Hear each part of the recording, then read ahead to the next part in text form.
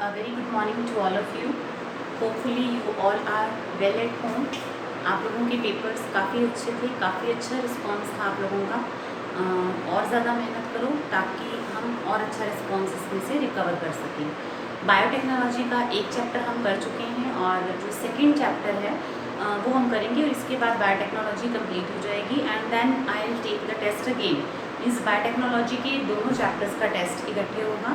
तो पहले चैप्टर में हमने पढ़ा था कि बायोटेक्नोलॉजी प्रिंसिपल्स एंड प्रोसेसेस, यानी कि बायोटेक्नोलॉजी क्या है, जिसके अंदर आपने जो बेसिक चीज़ पढ़ी थी, मोस्ट इम्पॉर्टेंट पार्ट था वो था बायोटेक्नोलॉजी क्या है। और उसके अंदर इम्पॉर्टेंट 2 पॉइंट्स आपके पास थे, एक था प्लाज्मिड और एक था आपके पास रिस्ट्रिक्शन एंडोन्यूक्लियेसेस, राइट। उसके बाद हमने डिफरेंट प्लाज्मिड्स के बारे में, क्लोनिंग वेक्टर्स के बारे में पढ़ा, how to make competent cell to take up the foreign DNA, gene transfer के मेथड पढ़े हमने, वेक्टरलेस और biolistic, gene gun, all these method we have studied. Okay, अब हमारा जो कंसर्न है that is biotechnology and its application. ठीक है बेटा, अब हमने बायोटेक्नोलॉजी को पढ़ लिया। Now what are the applications of biotechnology, means biotechnology से आप क्या कर सकते हैं। आपको ये पता चल गया कि आप रिकॉम्बिनेंट डीएनए क्रिएट करते हैं, but what is the utilization, what is the need and how it is important for us. Okay, so what is the biotechnology, it mainly deals with the industrial scale production of the biopharmaceuticals and use of the microorganism, genetically modified microorganism, plants and animals। means कहीं ना कहीं बात फिर से वही है कि biotechnology के अंदर आप जेनेटिकली मॉडिफाई ऑर्गेनिज्म का यूज़ कर रहे हैं फॉर इंक्रीज्ड प्रोडक्शन। देखो, बायोटेक्नोलॉजी को आज की डेट में कहाँ यूज़ किया जा रहा है, डायग्नोसिस के लिए, थेरेपेटिक डिफरेंट उसके लिए कंसेप्ट्स के लिए, प्रोडक्शन इंक्रीज करने के लिए, जो क्रॉप वैरायटीज़ हैं उनको हर्बिसाइड, पेस्टिसाइड रेजिस्टेंट बनाने के लिए, प्रोटीन अगर हमें कोई चाहिए तो हम उसकी प्रोडक्शन प्लांट और एनिमल के अंदर कर रहे हैं, माइक्रो ऑर्गेनिज्म की जो यूटिलाइजेशन है वेरियस टाइप ऑफ प्रोडक्ट्स के सिंथेसिस के लिए हम उसमें बायोटेक्नोलॉजी को यूज़ कर रहे हैं। तो इस चैप्टर में हमने एप्लीकेशंस ही पढ़नी है, ये आपके लिए काफ़ी इंपॉर्टेंट है क्योंकि +2 के बाद हो सकता है बायोटेक्नोलॉजी आप लोगों का एक इम्पॉर्टेंट फील्ड ही बन जाए, मतलब एक इट्स अ ब्रांच जिसके अंदर आप काफ़ी कुछ अचीव कर सकते हैं। ओके, तो अब हमारे पास आता है what are the biotechnological application. सबसे पहला आता है हमारे पास एग्रीकल्चर। देखो, एग्रीकल्चर की अगर हम बात करते हैं, अगर आप चाहते हैं कि क्रॉप की प्रोडक्टिविटी अच्छी हो, एग्रीकल्चर अगर आप कर रहे हैं तो ऑब्वियसली आपके माइंड में ये तो होगा कि क्रॉप की प्रोडक्टिविटी अच्छी हो तो आपको इनकम अच्छी हो। तो क्या तरीके हो सकते हैं आप एग्रीकल्चर को अच्छा बनाओ, इसके लिए क्या है, फर्स्ट आता है हमारे पास एग्रोकेमिकल बेस्ड एग्रीकल्चर, यानी कि आप क्रॉप की प्रोडक्टिविटी को बढ़ाने के लिए आप अच्छी वैरायटीज यूज कर सकते हो, यानी कि better developed varieties of crop are used. फिर या आप एग्रोकेमिकल्स को यूज कर सकते हो, so to increase the productivity, right. Second आता है that is the use of genetically modified organism, right। यानी कि आप जेनेटिकली मॉडिफाइड ऑर्गेनिज्म, यानी कि जेनेटिकली मॉडिफाइड मतलब जिनका जेनेटिक मेकअप चेंज किया जा चुका है, आप ट्रांसजेनिक प्लांट्स को या ऑर्गेनिजम्स को आप यूज़ कर सकते हैं ताकि आप प्रोडक्टिविटी को बढ़ा सकें। तो आपके यहाँ क्या है, genetically modified crops are use, या अगर आप एग्रीकल्चर की बात कर रहे हैं तो directly you should use genetically modified crops. इस चैप्टर के अंदर हम बहुत सारी क्रॉप्स पढ़ेंगे, जैसे कि फ्लेवर सेवर है, गोल्डन राइस है, वो हम एक एक करके पढ़ेंगे जो जेनेटिकली मॉडिफाइड क्रॉप्स हैं और जिससे बहुत बेटरमेंट हुई है एग्रीकल्चर के अंदर। एक और पॉइंट आता है हमारे पास ऑर्गेनिक फार्मिंग। ऑर्गेनिक फार्मिंग का मतलब है कि आप एग्रीकल्चर की प्रोडक्टिविटी को किस तरीके से बढ़ा सकते हैं। आप ऑर्गेनिक फार्मिंग करें, यानी कि आप मैन्योर्स यूज़ करें, आप फर्टिलाइजर्स यूज़ करें, बायो पेस्टिसाइड यूज़ करें, यानी कि कुछ भी केमिकल से रिलेटेड नहीं है, जो भी है that is based on the living organism. यानी कि आप बायो पेस्टिसाइड, यानी कि अगर आपने पेस्ट भी किल करने हैं तो you will use bio pesticide, bio insecticides are there and bio herbicides are there to kill the unwanted plants, okay, and you are using the bio control agents basically, okay, and to increase the nutrient availability you are using the manures and fertilizer। तो आपको तीन concept समझ आए। पहला concept था आपके पास या तो आप एग्रोकेमिकल बेस्ड एग्रीकल्चर यूज़ करो, सेकंड पॉइंट था आपके पास ऑर्गेनिक फार्मिंग करो, और तीसरा पॉइंट है आपके पास जेनेटिकली मॉडिफाइड क्रॉप्स को यूज़ करो। जेनेटिकली मॉडिफाइड क्रॉप्स की अगर हम बात करें, जेनेटिकली मॉडिफाइड ऑर्गेनिज्म जिनकी हम बात करते हैं, देखो इनको हम अगर डायरेक्टली क्रॉप्स पे आते हैं तो these are called transgenic plant. What are transgenic plant? जिनका जेनेटिक मेकअप चेंज हो चुका है, ओके। अब जेनेटिक मेकअप चेंज करने के हमने टू डिफरेंट मेथड पढ़े थे। One was direct transfer of the genetic material and other is the means by the vector or another is the vectorless gene transfer, okay। तो इसके अंदर मैं सबसे पहला जो कॉन्सेप्ट लेती हूँ प्रोडक्शन ऑफ ट्रांसजेनिक प्लांट्स का, that is by the agrobacterium ट्यूमीफेशियन। Agrobacterium tumefaciens, ठीक है, ये नाम हमने पिछले चैप्टर में भी पढ़ा था। इसको कहा जाता है नेचुरल जेनेटिक इंजीनियर, ठीक है बेटा। क्यों कहा गया है इसको नेचुरल जेनेटिक इंजीनियर? क्योंकि एग्रोबैक्टीरियम ट्यूमीफेशियन के अंदर इस बैक्टीरिया का एक फीचर है कि when it infect the plant cells then it cause the crown gall tumour in plant, ठीक है। ये डिजीज है, यानी कि ट्यूमर कर देता है ये प्लांट के अंदर अगर ये बैक्टीरिया इन्फेक्ट करे। क्यों? क्योंकि इसके अंदर ट्यूमर इंड्यूसिंग जीन है जो प्लांट सेल के अंदर ट्रांसफर हो जाते हैं और वहाँ पे क्या करते हैं, it cause the tumour, crown gall disease ये कॉज करता है। Now what happens if that T DNA, transfer DNA जो ट्यूमर इंड्यूसिंग जीन था, अगर उस जीन को हम डिजायरेबल जीन से रिप्लेस कर दें then it has the property to transfer the DNA. क्योंकि एग्रोबैक्टीरियम के प्लाज्मिड के अंदर ये प्रॉपर्टी तो है कि उसके अंदर टीआईडीएनए यानी कि ट्यूमर इंड्यूसिंग टीडीएनए है, ट्यूमर इंड्यूसिंग पार्ट है जो कि ट्रांसफर होता है प्लांट सेल में जब एग्रोबैक्टीरियम उस प्लांट सेल पे अटैक करता है।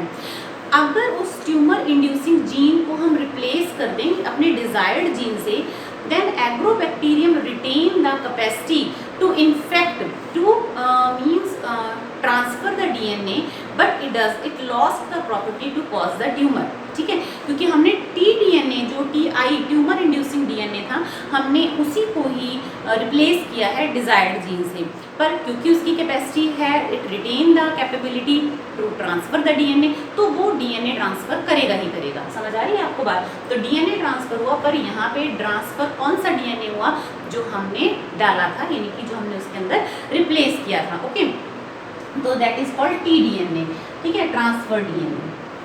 That's why it is called as a natural genetic engineer। बहुत ध्यान से सुनना है कि एग्रोबैक्टीरियम ट्यूमीफेशियन किस तरीके से as a natural genetic engineer work कर रहा है। Are you getting my point?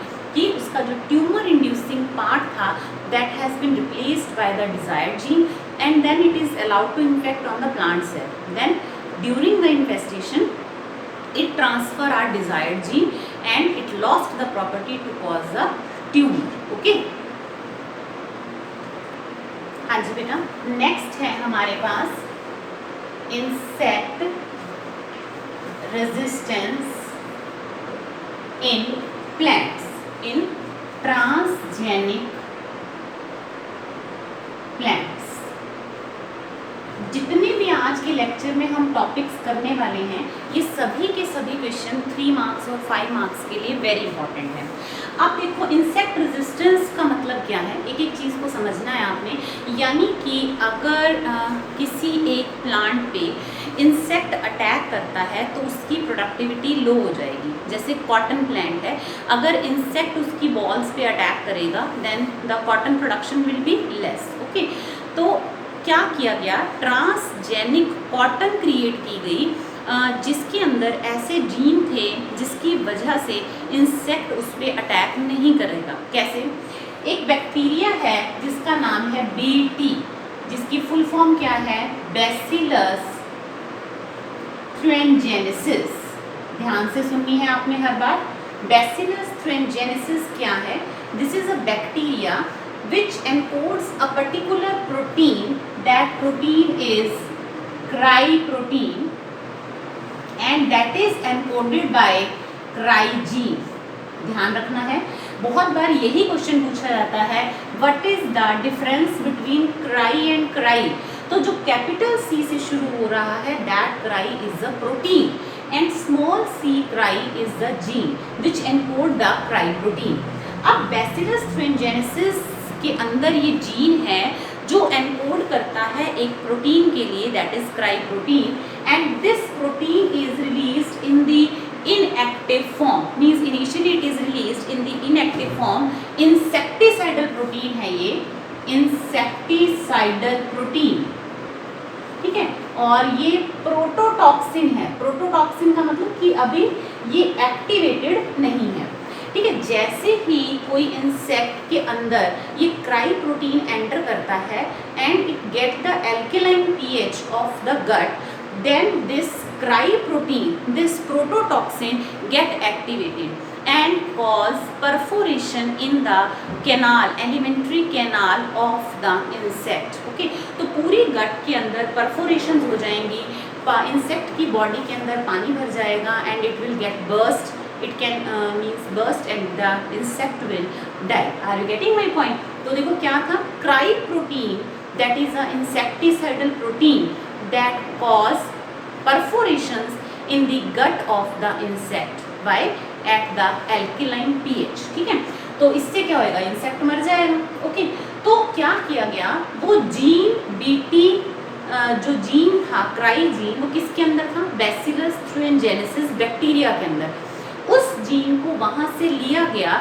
और कॉटन के अंदर इसको डाल दिया गया, और जो कॉटन बनी अब हमारे पास genetically modified, that is called transgenic cotton is form. समझ आया? अब जो ट्रांसजेनिक कॉटन बनी उसका नाम क्या है, बीटी कॉटन।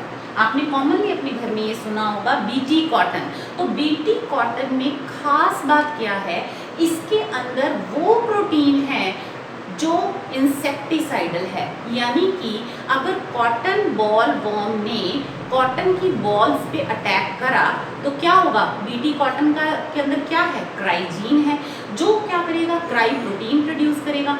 जैसे ही वो प्रोटीन उस इंसेक्ट की गट में जाएगा और एल्केलाइन पीएच उसे मिलेगी, वो एक्टिवेट हो जाएगा, जिससे क्या हो जाएंगी, पूरी गट के अंदर परफोरेशंस हो जाएंगे, होल्स हो जाएंगे, जिसकी वजह से उसकी डेथ हो जाएगी। Is it clear? तो इंसेक्ट अटैक ही नहीं करेगा। तो दिस इज द, अब ध्यान से देखने वाली बात है कि वो कौन से क्राई जीन थे, that is cry 1AC and cry 2AB। These are the 2 genes which are found in the cotton। Are you getting my point? ये बहुत बहुत बहुत ही important question है किसी भी ऑब्जेक्टिव और सब्जेक्टिव एग्जाम के लिए। Cry 1C and cry 2AB, these are the 2 genes which are means the part of the BT cotton। okay, इसी तरीके से अगर हम बात करें कॉर्न की, बीटी कॉर्न, ठीक है, ये तो बीटी कॉटन हो गया ना। बीटी कॉटन का मतलब कॉटन की वो वैरायटी जिसके अंदर बीटी जीन्स यानी कि क्राई जीन्स प्रेजेंट हैं। तो बीटी कॉर्न के अंदर यानी कि कॉर्न की कौन सी वैरायटी जिसके अंदर बीटी वाला जीन है यानी कि क्राई जीन है, उसे क्या कहेंगे, बीटी कॉर्न। यानी कि कॉर्न की वैरायटी जो इंसेक्ट रेजिस्टेंस है उसके अंदर कौन सा जीन है, cry1AB, ठीक है। तो ये आपने बहुत बहुत ध्यान से पढ़ना है। And these gene that start with the small C, this is the very very important question that we have done कि क्राई क्या है और दूसरा क्राई क्या है। ओके, तो this is all about the insect resistance. तो मैंने आपको क्या क्या बताया, ट्रांसजेनिक कॉटन बताई, ट्रांसजेनिक कॉर्न बताया, ट्रांसजेनिक टबैको भी है जिसके अंदर हम बीटी जीन हमने इंसर्ट किया, डाला उसके अंदर, जिसकी वजह से वो इंसेक्ट रेजिस्टेंट हो गया।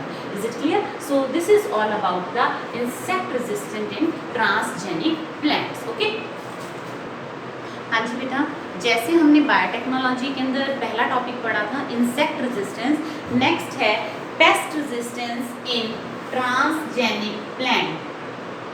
Pest resistance in transgenic plants. Okay. Now what happened? The protection against basically nematodes. It is in the protection against nematodes. Getting? Now what happened? The nematode, name of the nematode is Meladogyne incognita. This is the name, Meladogyne incognita. This is the name of the nematode that infest the root of the tobacco plant. Okay, तो जब ये nematode attack करता है tobacco plant के ऊपर, उसकी roots के ऊपर, then roots get destroyed, then obviously the productivity of the crop will be reduced. देखो, अगर कोई भी इंसेक्ट है, कोई भी nematode है, if it attack on it, then how it work, ये बात आपको समझनी जरूरी है। देखो, this nematode that will attack on the roots of a particular plant, then how it destroy the roots? Basically the DNA of Meladogyne incognita that will produce the mRNA, and mRNA will produce the protein that will affect the, या जिसको हम कहेंगे destroy the roots. Getting? अब important बात क्या है कि अगर हम इस mRNA को ही स्टॉप कर दें, यानी कि कुछ ऐसा हो DNA से mRNA बने पर ये mRNA आगे प्रोटीन ना बना पाए, तो जो रूट्स डिस्ट्रॉय हो रही थी वो नहीं होंगी। समझ आई? तो इसी बात पे ये बात डिपेंड है, that is called RNA interference. Okay, what is RNA interference? When this RNA, it is interfered. How? Because we are not allowing the RNA to express itself by producing its protein. तो RNA को क्या कर दिया गया? Double standard कर दिया गया, complementary करके उसे ब्लॉक कर दिया गया, या इसका दूसरा नाम है RNA silencing. Are you getting my point? So this is called RNA interference and RNA silencing. Okay. Now what happens actually in the RNA interference? The Fire and Mallow was the scientist who worked on the RNA interference. Now what happens actually in the RNA interference? Now what happens? Now using the agrobacterium, nematode specific genes are introduced into the host plant. The introduction is like that it produces sense and antisense RNA both. So they are complementary. So the RNA silencing occurs and production of protein is stopped. So let's have the discussion how it work, RNA interference. Clear? हाँ जी बेटा, तो सबसे पहले हमारे पास क्या है? Double standard mRNA. It is cut by using the enzyme dicer into small fragments. Okay, then it is treated, or it will combine with enzyme ribonuclease. These sequences, these short fragments which are produced by the action of the dicer on double-stranded mRNA. This is called siRNA, means small interfering RNAs. Okay. Now it will join with the ribonuclease enzyme and it form RISC. Now what is RISC?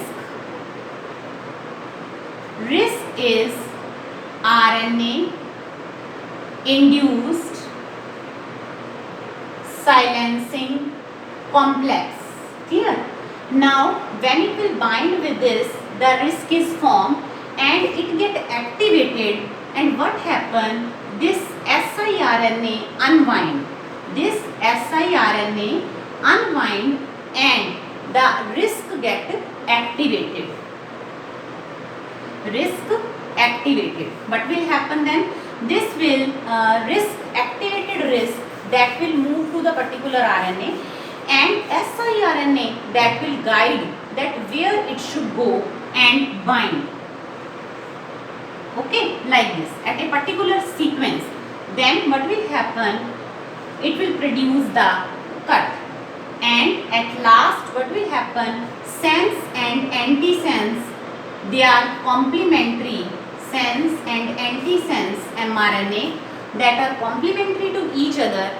When RNA is not there to produce the protein, क्योंकि RNA यहाँ क्या बन गया? Double standard, तो क्या होगा? Proteins production नहीं होगा. When protein production is not there, then nematode genes which were causing the disease, that are production is now, it is not there. Okay, getting my point? So first point you did that double stranded mRNA, it is cut with the help of the enzyme dicer, and then it will form the small interfering RNAs. It is treated with the enzyme ribonuclease to form RNA interfering RNA induced silencing complex, that is RISC. Then it get activated, RNA unwind, and then it target the complementary RNA. And then sense and antisense RNAs, they are complementary to each other. When mRNA is not there, no protein production will be there. This is called RNA interference, or it is also called RNA silencing.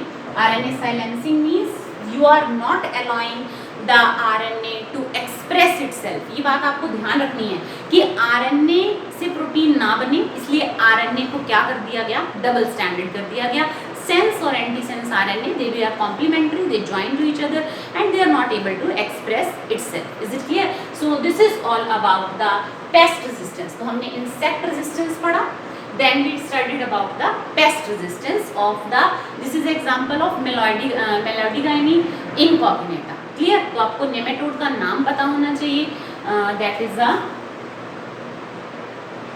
gyne incognita. This is the very important question that usually comes in the board. Okay? हाँ जी बेटा. Now I am going to tell you some examples of the transgenic plant. जैसे सबसे पहला example हमारे पास आता है, that is flavor saver tomatoes. ये सारी बहुत ही इम्पॉर्टेंट बातें हैं. देखो टमाटोज़ यूजली हम एक ऐसी वेजिटेबल्स में आती है जो बहुत जल्दी ख़राब हो जाती है, तो मतलब सॉफ्ट होने के कारण.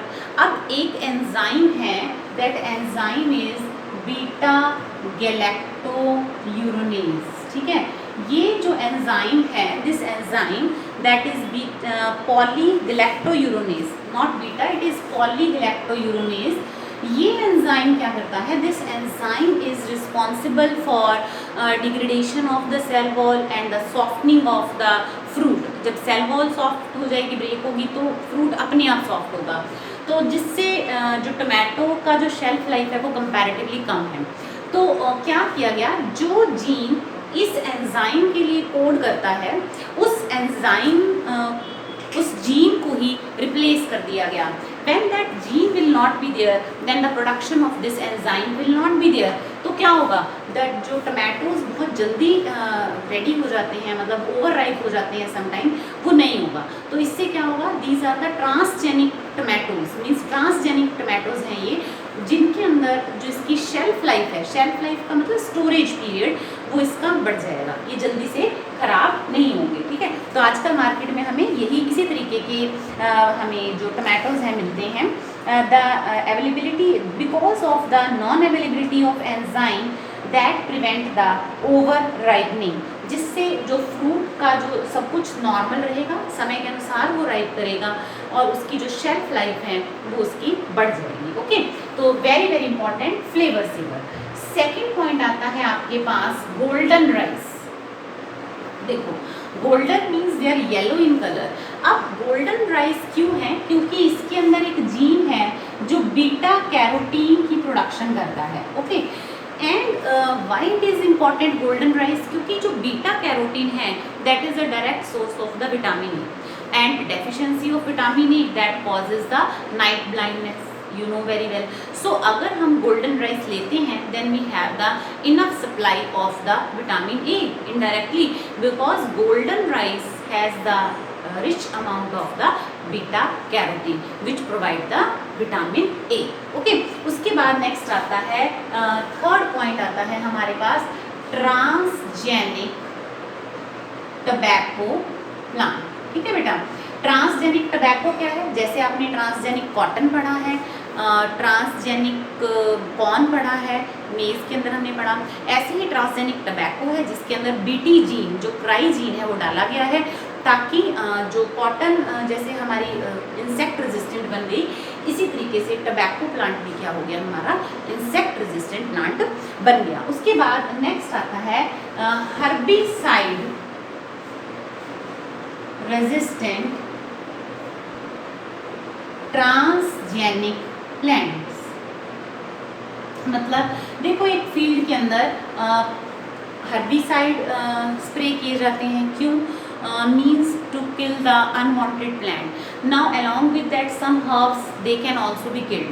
तो हर्बिसाइड रेजिस्टेंट प्लांट जो है डेवलप किए गए हैं ताकि उसके ऊपर हर्बिसाइड का कोई असर ना हो। जैसे round up ready, round up ready herbicide resistant variety, Roundup Ready, that is the transgenic plant। आपने नाम याद रखना है इसका, Roundup Ready transgenic plant क्या है? that is the herbicide resistant। मतलब इसके अंदर क्या है कि when herbicides are used this plant, अब जो ये ट्रांसजेनिक प्लांट है ना, जो हर्बिसाइड रेजिस्टेंट है, ये मेज़ में, कॉटन में और बहुत सारी क्रॉप्स के अंदर हर्बिसाइड रेजिस्टेंट प्लांट जो है डेवलप करे जा चुके हैं। ओके, नेक्स्ट चीज़ आती है हमारे पास molecular farming.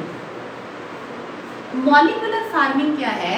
The production of genes, the production of proteins encoded by the transgene. देखो, आपने ट्रांसजेनिक प्लांट क्रिएट किया, ट्रांसजेनिक एनिमल्स हुए, ट्रांसजेनिक माइक्रो ऑर्गेनिज्म हुए, तो जो प्रोटीन्स एनकोड करते हैं, चाहे वो कोई भी जीन हो जो आपने डाला है प्लांट में, एनिमल में, किसी भी जेनेटिकली मॉडिफाइड ऑर्गेनिज्म के अंदर, तो production of that protein that is called as the molecular farming. तो what is molecular farming? The production of the transgenes, the proteins encoded by the transgene in the plant, animal और microorganism. देखो, plants जो हैं transgenic plant, they are a very important, very simple source for the production of transgene। why? क्योंकि plant के अंदर अगर सही तरीके से डिजायर्ड जीन डल जाए तो प्लांट्स को क्या चाहिए? Water, soil, nutrients, little care, sunlight, यही सब चीज़ चाहिए। और उसके अंदर हमारे क्या हो सकते हैं? डिजायर्ड प्रोडक्ट्स, यानी डिजायर्ड प्रोटीन प्रोड्यूस हो सकते हैं। इसका मैं आपको एक बहुत अच्छा एग्जाम्पल बताती हूँ, जैसे है ब्रासिका नेपस में हाइड्रोडीन। हाइड्रोडीन एक प्रोटीन है which prevent the blood clotting. Okay, तो इस प्रोटीन को जो जीन हाइड्रोडीन प्रोटीन को एनकोड करते हैं, उस जीन को ब्रासिका नेपस में ट्रांसफर करा गया। Now what happens when the plant grows? The hydrogen can be recovered from the seeds, यानी कि इस प्लांट के जो सीड्स होंगे उसके अंदर वो प्रोटीन आपको मिल जाएगा। तो we can isolate the hydrogen protein which prevent the blood clotting directly from the seeds, we can purify it, we can isolate from that। तो देख सकते हैं आप कि प्लांट किस तरीके से एक simple simple, easy, cheap and best source हैं मॉलिक्यूलर फार्मिंग के लिए, यानी कि प्रोडक्शन। रादर हम इसके लिए एक वर्ड और यूज़ कर सकते हैं कि these are working as bioreactor. Bioreactor कैसे? क्योंकि बायोरिएक्टर हमने क्या कहा था कि these are the large vessel in which the production of the cells or microorganism they are used to produce large amount of the recombinant protein। तो यहाँ पे भी तो recombinant protein ही प्रोड्यूस हुआ, हाइड्रोडीन हमने उसके अंदर डाल दिया तो हीरोडीन की प्रोडक्शन हमें कहाँ मिल गई? उसके सीड से मिल गई। इसी तरीके से ट्रांसजेनिक एनिमल्स भी हैं। ट्रांसजेनिक एनिमल्स यानी कि एनिमल में मिल्क की प्रोडक्शन को बढ़ाया जा सकता है, जो जीन मिल्क प्रोडक्शन को रेगुलेट करता है वो उसके अंदर डाला जा सकता है। कोई पर्टिकुलर टाइप का प्रोटीन है वो डाला जाए ताकि एनिमल के मिल्क से ही वो प्रोटीन हमें मिल जाए, ठीक है। और ग्रोथ हार्मोन्स हैं, ग्रोथ की इम्प्रूवमेंट है, बहुत सारी एंटीबॉडीज़, बहुत सारी और मेडिसिन, बहुत सारी और चीज़ें हम ट्रांसजेनिक एनिमल से भी रिकवर कर सकते हैं। ऐसे ही they also work as a bioreactor and transgenic animals they are also used for the increase wool production. Okay, उसके बाद हमारे पास आता है diagnostic and therapeutic uses and therapeutic uses. क्या है इसके अंदर? थेरेपेटिक प्रोटीन्स, यानी कि बहुत सारे ट्रांसजेनिक प्लांट और एनिमल प्रोडक्ट ऐसे हैं जिनको बहुत सारी बीमारियों का इलाज करने के लिए, उन्हें डायग्नोज करने के लिए यूज़ किया जाता है and these are produced by the genetically modification. उसके बाद है डिजीज़ रेजिस्टेंट, यानी कि बहुत सारे ऐसे क्रिएट किए गए हैं, रेजिस्टेंट वैरायटीज़ क्रिएट की गई हैं, जैसे प्लांट पैथोजेंस हैं, they attack on the plant and cause the disease. तो बहुत सारी ऐसी वैरायटीज़ डेवलप कर ली गई हैं by the introduction of the genes, specific genes that cause the disease. तो we have the disease resistant varieties, ठीक है। एक और पॉइंट मैं यहाँ पे बताती हूँ आपको, इन द फ्लोरिकल्चर। फ्लोरिकल्चर आजकल काफ़ी इम्पॉर्टेंट फील्ड है, यानी कि जो फ्लावर्स मार्केट में मिलते हैं वो बहुत बिकते हैं क्योंकि उनकी अट्रैक्शन क्या है? कलर है, फ्रेगरेंस है, उनकी शेल्फ लाइफ है। तो जो एंथोसाइनिन पिगमेंट है that is responsible for the colour of the flowers, ठीक है। तो क्या किया जा रहा है? फ्लोरिकल्चरिस्ट क्या कर रहे हैं? मीन्स ट्रांसजेनिक फ्लावर्स प्रोड्यूस कर रहे हैं, ऐसी क्रॉप्स प्रोड्यूस कर रहे हैं जिससे जो फ्लावर हों वो ऐसे हों जिनकी शेल्फ लाइफ अच्छी हो, अच्छी फ्रेगरेंस हो, अच्छे ब्यूटीफुल कलर्स हों, सो दैट इस फील्ड में भी बहुत आगे जाया जा सकता है। Is it clear? तो ये कुछ मैंने आपको इम्पॉर्टेंट पॉइंट बताए हैं जहाँ हमने ट्रांसजेनिक प्लांट्स की बात की है बेसिकली, कि जैसे हमने टमाटो का एग्जांपल लिया, फिर हमने गोल्डन राइस का एग्जांपल लिया, फिर हमने ट्रांसजेनिक टबैको, ट्रांसजेनिक कॉटन का नाम लिया, फिर हमने बहुत सारे रेजिस्टेंट प्रोटीन्स की बात की और हर्बिसाइड रेजिस्टेंट ट्रांसजेनिक प्लांट की भी हमने बात की। Okay, so these are few important points. Okay, हाँ जी बेटा, now it's the time to sum up all about the advantages and disadvantages of transgenic plants। okay, इतनी देर से हम ये पढ़ रहे हैं कि ट्रांसजेनिक प्लांट का ये फ़ायदा है, वो फ़ायदा है, हमने अलग अलग क्रॉप्स पढ़ी हैं तो उनको हम सम अप करते हैं। पहला पॉइंट आता है पेस्ट रेजिस्टेंट क्रॉप, जैसे कि आपने पढ़ा था बीटी कॉटन, बीटी कॉर्न, जिसके अंदर insect resistant, pest resistant gene डाल दिए गए। ओके, सेकंड है टॉलरेंस, यानी कि ऐसे ट्रांसजेनिक क्रॉप्स क्रिएट की गई हैं which are resistant to the abiotic stresses. Means अगर पानी की कमी है, हाई सॉल्ट कंसनट्रेशन है, disease resistant varieties we have created. तो एबायोटिक स्ट्रेस के लिए एक अलग से मीन्स हमारे पास वैरायटीज़ क्रिएट की गई हैं transgenic which are important. Why? Because they are resistant to the abiotic stresses. Okay, then reduction in post harvest loss, यानी कि हार्वेस्टिंग करने के बाद भी क्रॉप को नुकसान हो सकता है। जैसे टमाटो के केस में आपने पढ़ा कि टमाटो का डिग्रेडेशन जल्दी हो जाता है। तो फ्लेवर सेवर एक ऐसी ट्रांसजेनिक टमाटो की वैरायटी है जिसमें पोस्ट हार्वेस्ट लॉस काफ़ी कम है। क्यों? क्योंकि जो डिग्रेड करने वाला एंजाइम है पॉलीग्लाइकोलाइसिस वो ही वहाँ से रिमूव कर दिया गया है। देन इंक्रीजिंग न्यूट्रिशनल वैल्यू, जैसे आपने गोल्डन राइस का एग्जांपल पढ़ा जिसमें बीटा कैरोटीन को कोड करने वाला जो जीन था प्रोटीन बीटा कैरोटीन के लिए, वो जीन उसके अंदर डाल दिया गया और इससे डायरेक्ट जो है beta carotene convert into vitamin A. तो golden rice is very rich source of the vitamin A, we can say this. Okay, then herbicide resistant, we have the herbicide resistant crops are there, means genetically modified crop that they are not affected by the herbicide. Okay, then alternative resource to industry, ये important point है। कैसे कि industries के पास अब एक alternative source है कि वो प्लांट्स में, एनिमल्स में, माइक्रो ऑर्गेनिज्म में जो दवाइयाँ, मेडिसिन्स, फार्मास्यूटिकल प्रोडक्ट्स हैं या प्रोटीन्स हैं या ग्रोथ हार्मोन हैं, दे can also have the production in the genetically modified organism. Then disease resistant, that we have developed the many disease resistant varieties by the genetically modification. Then phytoremediation, यानी कि plants ऐसे हैं जिनकी जैसे poplar tree हैं, they are genetically modified poplar trees are there, जिनकी जो जड़ें हैं वो पोल्यूशन को रिड्यूस कर सकती हैं। कैसे?